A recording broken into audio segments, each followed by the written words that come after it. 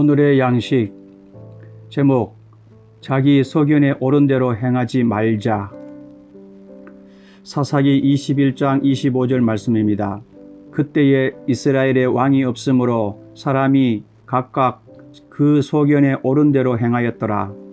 몇 년 전부터 유행한 말 중에 욜로라는 말을 한 번쯤은 들어보셨을 것입니다.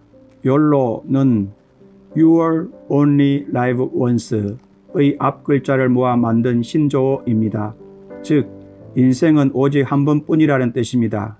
바꿔 말하면 인생은 한 번뿐이니 즐기자, 한 번뿐인 인생 뭐든지 원하는 대로 하겠다는 의미입니다. 욜로족이 많아지고 있는 지금은 마치 왕이 없던 이스라엘의 사사시대와 비슷합니다.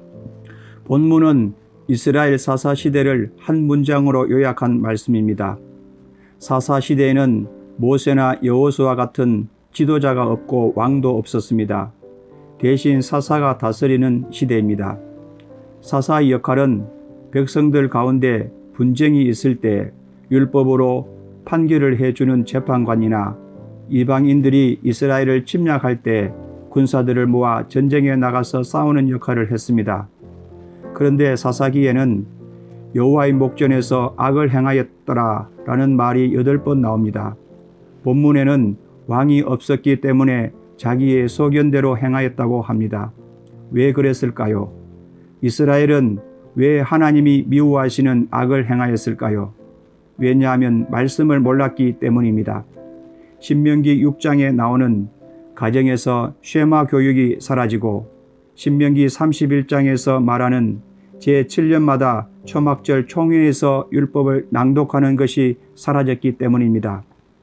율법을 모르니 레위인을 위한 11조를 하지 않고 11조가 없으니 말씀을 가르치는 레위인이 점점 사라지고 레위인이 없으니 백성들은 하나님의 말씀을 배우지 못했습니다.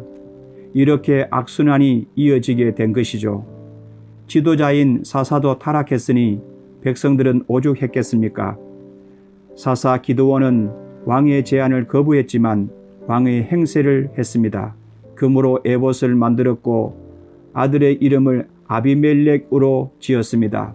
아비멜렉은 아버지는 왕이다 라는 뜻입니다. 입단은 이방 족속 암몬이 드리는 인신제사를 서원했습니다. 레위인에게 상담을 했더라면 율법이 인신제사를 금하는 것임을 알았을 것입니다. 입사는 아들 30명, 딸 30명을 모두 하나님이 금하는 이방인과 결혼시켰습니다. 삼손은 포도주와 독주를 금하는 나시린의 규례를 범하고 이방인과 결혼하고 음행을 저질렀습니다.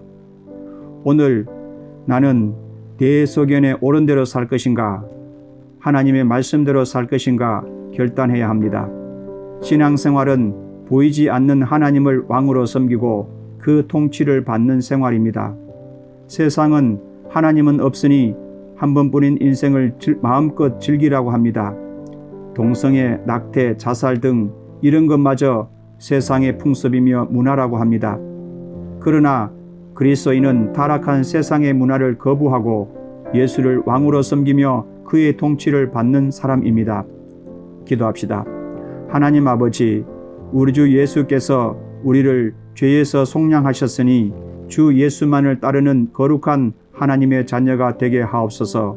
오늘도 성령으로 충만하여 세상의 요구를 거절하고 하나님의 통치를 받는 나와 내 가정이 되게 하옵소서. 예수 이름으로 기도합나이다. 아멘.